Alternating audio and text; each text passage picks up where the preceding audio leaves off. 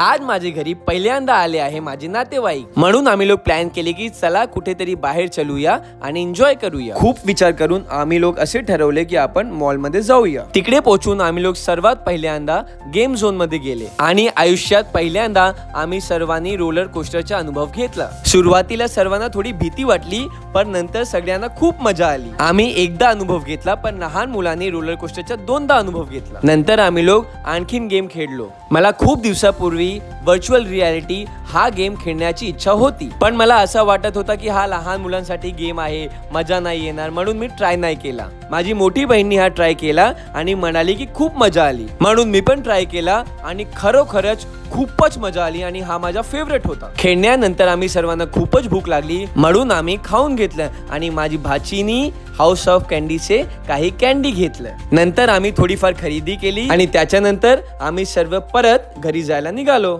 Bye.